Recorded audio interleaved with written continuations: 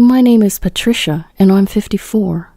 I'd like to say I'm just an ordinary woman, but according to my sister-in-law, I live a privileged life, ignorant of the struggles of an average person.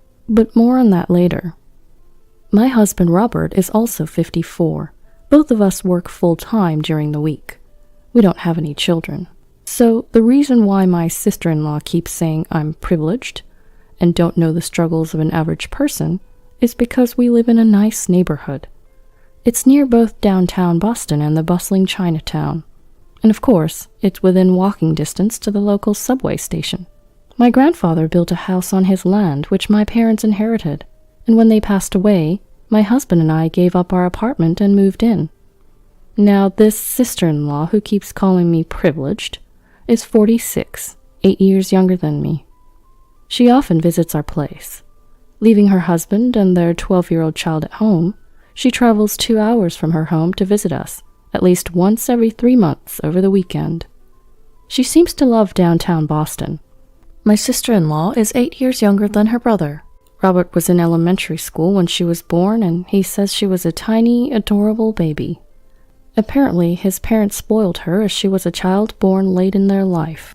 But no matter what, I just couldn't bring myself to like my sister-in-law. It's nice, isn't it, growing up without any struggles in a place like this? She'd say in a sarcastic tone. Her favorite phrase is, I was born in the countryside where there's nowhere fun to go, while a princess like you must have grown up all snug and warm without knowing such struggles. It's pretty clear she's not fond of me. Despite this, she likes downtown and Chinatown and keeps visiting us. And of course, she always arrives empty-handed. Her reasoning? Even if I brought a gift from the countryside, you'd just make fun of it. She'd arrive empty-handed and go on about how it's nice to be so close to downtown and Chinatown. You must live a life without any struggles. You can live without a car. Us country folks can't live without a car, so gas costs us a lot of money. When I'd reply, but the area you live is nice too, right? I love it. The air is fresh, and the people are kind. She'd retort, What's that, sarcasm? You live in a city where you have anything you need within walking distance and good public transportation. If I said, I don't really go out that much, I'm working during the day, she'd respond, What you really want to say is, Of course, I live by all the major tourist spots unlike you, right? It makes me want to ask who the sarcastic one is here. Her words can be a bit harsh, so I've expressed my discontent to Robert before. But he dismissed it, saying, Oh, my sister's just outspoken. She's very straightforward. Now, amidst all this, I heard that my sister-in-law is planning to build a house. Then, during one of her visits, I asked, Oh, where? To which she responded, Obviously near my current place, Patricia. Unlike you, I had to buy the land. I wasn't born with any property to inherit like you, so there's no way I could afford such a nice area. Must be nice being rich. By this point, I was genuinely frustrated, so I asked, Well, can you tell me how I should have phrased it so I wouldn't have come off as offensive? She just laughed and said, How about you stay quiet? Everything you say sounds offensive anyway. I was left with no choice but to stay silent. From then on, I was completely left out of the conversations. Ever since then, she visits, but doesn't say a word to me. But she still comes, and even more often than before. And that's because Robert allows it. I asked Robert, Hey, isn't it strange that your sister comes over and ignores me? She uses our bathroom and eats our food, and she still ignores me. He just said, Patricia, I told you she's straightforward. You don't have to talk to her either. She leaves her husband and child at home when she visits us, so we wouldn't have to keep them company as well. It means you don't have to care for her either. But still. One day she went out to Chinatown, came back, used the bathroom, and went to bed, all without saying a word. The next morning she ate the breakfast I had prepared, but didn't even thank me and left. Since when did our place turn into an inn? Am I a cook, a maid, and a hotel manager? I feel like we should be charging her for a season pass at this point. 3 months later, she visited us again. Today, she's planning to explore the town. But that evening, she spent a long time talking with Robert. She stayed the night and left the next day. But Robert was excited and showed me a bunch of pictures. Hey, look at this. It's the house my sister built. Oh, her house is all built now. You're going to love this. He showed me a picture of a pristine white building. Indeed, it looked newly built and was very pretty. "Isn't this amazing?" Robert enthusiastically showed me another picture. I tilted my head. At first glance, it looked like a garage, but from looking at the mop in the picture, I could tell it wasn't big enough to fit a car. "Huh? Is that—" "That's right, isn't it amazing?" Robert exclaimed proudly and then shouted out, "It's a garage for a motorcycle and it's custom made. My Harley can fit in here." "What?" I was completely stunned. "Yeah, like I said, I can fit my Harley here." "I don't understand what you mean. This is your sister's house, isn't it?" "Well, I've been talking with her about swapping houses for a while." "What?" Caught off guard by this unexpected response and development, I was shocked. I dropped my plate that I was holding. "She's been saying that she likes this house's location for a while now, and I was saying that I don't like how old this house is since it's been passed down from your family for generations. Then she says, "Well, how about I build a new house here and we swap houses?" so I had her build a special motorcycle garage there so I can park my Harley." "Wait, huh? What?" He never discussed any of this with me. I don't want to leave this house. It's not like I have any particular feelings about her house. Actually, I can't even process it all yet. Robert started to get irritated, perhaps because he didn't expect my objection. As far as I'm concerned, his reaction was unexpected. "What are you hesitating for? My sister and I have been discussing this for a while." "So what? I was never included in any of those discussions. You guys have been ignoring me this whole time." "But think about it, it's a great deal. It even comes with a garage for my motorcycle." "Wait, what about me?" "You like to watch suspense shows, right? There's a TV in their house, too." Indeed, Robert loves motorcycles. He treasures his Harley-Davidson almost as much as his own life. As for me, I don't have much of a hobby, but if I had to pick, I like watching suspense shows like CSI or Columbo on Netflix. But my commute... "Your bus and train ride is only going to be slightly longer, that's all." "Slightly longer? It's going to be an extra 2 hours." "Well, I can ride my Harley. A 2-hour commute might do you good. You've been gaining some weight recently, too, so consider this as a great opportunity to lose weight." "Lose weight? Even then a 2-hour commute is absurd. I can't do that every day." But his mind was already filled with dreams of the new house and its dedicated garage for his Harley. He was genuinely surprised and annoyed that I had somewhat of an attachment to our old house. Finally, he gave me an ultimatum. "I'm giving our house to my sister and her husband. Theirs is a new house with a garage for my bike. What's there to refuse? If you don't agree, I'll divorce you," he declared. Wait, divorce? Did he just threaten me with divorce? I was taken aback. "All right, just give me a night to think about it." I barely managed to utter those words. I crawled into our bed. Shocked, I just spaced out for about 2 hours. A new house with a garage for his bike. It seemed like it was built solely for Robert's benefit. I mean, his sister and her husband didn't even own a bike. That meant they had built the house with the intention of taking ours from the start. And the fact that Robert agreed without consulting me just added insult to injury. And to top it off, he told me he'd divorce me if I didn't agree. It was no different from a threat. I'm not going to forgive him for this. And so, for the next 8 hours until the break of dawn, I hustled with my phone. The following day, I told Robert that I agreed we would move out. I did ask for a couple conditions. 1, to give me 2 weeks to pack since I work on the weekdays, and 2, they can't move in until we've moved out, right? I asked. "Well, yeah, I suppose so." Robert agreed. "You got them to build a garage, right? So as a sign of gratitude, I want to make sure we leave this house in a pristine state. Let's have the house professionally cleaned and hand it over 2 weeks after we leave." Robert agreed to this as well. Satisfied, I called 2 places while Robert wasn't around. The next 2 weeks flew by. Robert was happily packing, singing some weird song about his Harley. I asked my sister-in-law over the phone, "How large are the rooms in your house?" to decide on our furniture arrangement. They would also call about our layout. As they're moving from an apartment, a notice of just 4 weeks for moving is quite short. They seem to be preparing for their move in a rush. Then on moving day, "Hello, we're from U-Haul Moving and Storage," said the movers upon arrival. Please come in this way," Robert directed the workers. However, shortly after, "Hello, we're from 2 Men in a Truck," said another group of movers. What? Robert was surprised. I slid past my surprised husband. Ah, please come in this way, and ushered the workers in. Hold on, what's going on? Robert shouted. What's going on? I said we could move, so I'm moving to my new home. Okay, everyone, the boxes with the yellow tape are mine. Please take those this way. I'll need you all to take the rest with them, I quickly instructed.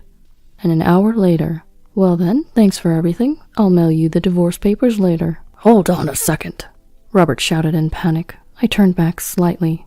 You were the one who wanted a divorce, remember? Leaving Robert behind, I quickly left the scene and got in the taxi I had called for. But it was a very short ride. Long day, huh? A man who had been waiting approached me. It was my older brother, Dave. Dave had come to help me move. Well, it's good that you found a place in 2 weeks. It's a rental, but yeah. Well, once everything settles down, you can start looking for an apartment or something. But man, what a disaster. It's more than just a disaster. Anyway, I labeled all the necessary household items like the rice cooker with yellow tape, so I'll still be fine on my own. Dave helped me out. Even though the movers took care of the large items, I still needed help for the rest, so it was a huge help. And with Dave's help, I finished moving within the day. Well then, call me in a couple weeks. My brother left. 2 weeks passed since the day of my move. My phone rang, just as expected. Hello? On the other end was my sister-in-law. What the hell is going on? I just listened to her quietly. The house is gone. I stifled a laugh and looked down. Not being able to speak was killing me. It's an empty lot. Why aren't you saying anything? You remember, you told me to keep my mouth shut. My sister-in-law screamed at the top of her lungs. I finally burst out laughing. It seems my sister-in-law and Robert are together. The phone was handed over to Robert. Did you really have to go that far? He yelled in a voice close to tears. Look who's talking, you're the one who threatened me. I was literally in stitches. Besides, I told you that I wanted to make it clean, didn't I? Your idea of clean is way off. It's the ultimate state of clean, a fresh start. Robert was clenching his fists in frustration. Anyway, come over now so we can talk. There's nothing I need to talk to you about. If you refuse, I won't sign the divorce papers. You remember, the day I refused to leave the house, you threatened to divorce me. Look at how quick you've changed your mind. Shut up. All right, I'll go to your place, but I'm too scared to go alone, so I'll bring someone with me. And so I contacted my brother. Is this my cue? Here I come. What a reliable brother he is. Thank you all for gathering today. My sister-in-law's husband, who I hadn't seen since the wedding began, as if initiating another wedding ceremony. My sister-in-law's husband seemed timid. Me, Dave, my husband, his sister, and her husband all took seats around the table in my husband's new home. We couldn't have children present with us, so we had them in the room next to ours. However, the atmosphere in our room was tense. My sister-in-law had come here high-spirited, but was stunned when she saw an empty lot where the house was once built. But since they'd already ended the lease of their apartment, they couldn't go back. In a rush, he had the movers bring all of his stuff into his sister's newly built house. As a result, there were 2 of everything, 2 cabinets, 2 tables, which made the space incredibly cramped. I was shocked to see everything in doubles. It was like a broadcasting accident you'd hear about on TV. Seriously, why would you take the place down? You took it too far. That's right, just because my sister is laid back and you're the sensitive type, doesn't mean you can do this to her. How low can you be? Robert and his sister were yelling their heads off. I laughed. I inherited that land and house. It was originally my grandfather's, so I can do whatever I want with it. What? My husband was taken aback, and my brother then chimed in. Basically, that land and house were inherited by Patricia, so they're her individual property and don't fall under marital assets. In other words, you, her husband, don't have the right to decide whether to give them to your sister or anything like that. Huh? What? My sister-in-law and husband were left speechless by the unexpected turn of events. Well, then you could have told us that first. Then it would have been all fine. Well, then you could have told us that first. Then it would have been all fine. Typical Robert and Patricia, always on the same wavelength. So I guess we're now shifting blames. We were silenced too, we protested. You threatened me with divorce and told me not to talk to your sister, so I couldn't say anything. Patricia was being threatened with divorce, and you wouldn't even let us speak to your sister. What else could we have done? We tagged up as siblings and questioned them. So I decided to sell the property. The house was too big for me to live by myself anyway. The truth is, the next day after I was threatened with divorce, I made 2 phone calls. One was to Dave, and the other was to a demolition company. They said it would take 10 days to demolish the house. It takes my sister-in-law about 2 hours one way, 4 hours round trip to get here.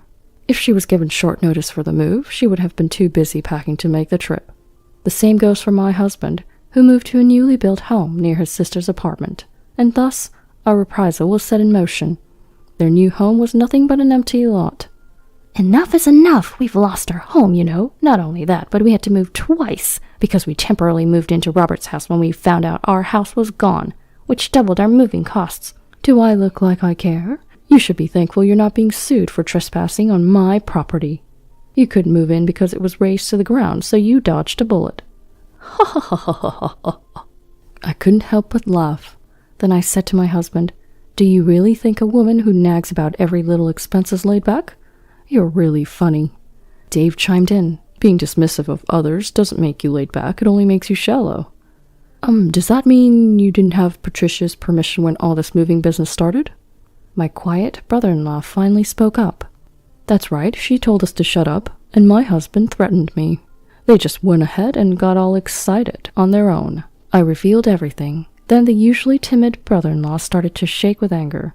"Hey, what the heck were you thinking?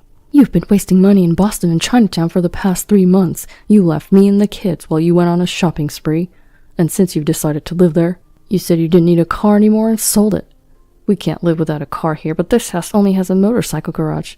Do you not realize how you screwed everyone in your family? Well, what's gotten into you?" My sister-in-law was clearly shaken. I suppose she had never seen him this angry before. "Patricia," my brother-in-law continued. "This one here, she told me, 'I'm going to take my brother's house and move. If you disagree, I'll divorce you.'" "What?" It's surprising how much brothers and sisters can think alike. I was genuinely about to burst into laughter. I knew my stomach was going to be all sore tomorrow from laughing too much. But since I'm a software engineer who can work from anywhere, and I thought it would be sad for the kids if their mom wasn't around, I agreed to her demand. But now that things have come down to this, I realized how my wife's selfishness could hurt my whole family. Besides, what you said earlier about Robert's statement, that woke me up finally." He then took a deep breath and, looking at his wife, said, "You threatened me." And finally he said, "Well, it's over for us too. I will protect and raise the kids. I'll go along with your threat as if it were a proposition." Well, now it's my turn. Looking at my husband, I also delivered the final blow. "Robert, I'll also accept your demand as a proposition. We are truly finished now. Goodbye." "Oh, hold on. If I lose the house, that means the situation has changed, right?" Exactly. The situation has changed, so it's not fair to cut us off like this. The siblings both started shouting. I just brushed them off with my brother-in-law. "You guys created this ridiculous situation, got all excited, and now you're just back to where you started," said my sister-in-law's husband. After that, my sister-in-law's husband and I each hired a lawyer, and each pursued a mediated divorce. The newly built house that my sister-in-law had built was apparently going to go to her husband, along with custody of the kids. My sister-in-law, who was a spendthrift and always out and about, always left the kids' care to her husband, even on weekends, and her kids indeed felt distant and lonely. But now that they're living with just their father, they said they're happier now, since they know their father will always be there for them. The new house ended up belonging to my sister-in-law's ex-husband, because my sister-in-law didn't have enough income to make the mortgage payments. The fact that she was able to squander money in Boston every 3 months, despite having no income, was astonishing. In the end, her splurging habit didn't change, and I heard she was buried in debt. The motorcycle garage was going to be torn down to be converted into a parking lot. My ex-husband, who had also been working all this while, found that he couldn't afford to invest in a Harley once he was kicked out of my house. He lost a significant amount of property in the divorce and had to let go of his Harley.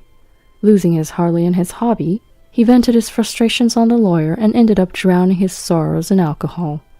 I turned the vacant lot where my house used to be into a parking lot. It's close to Boston and Chinatown, so I was able to charge a high price for parking, and that became a steady income. With that as my starting capital, I ended up buying an apartment, It's a one-bedroom apartment, but it's quite cozy. I sat in front of the big screen TV with a smirk on my face. My favorite show, CSI, Crime Scene Investigation, is on.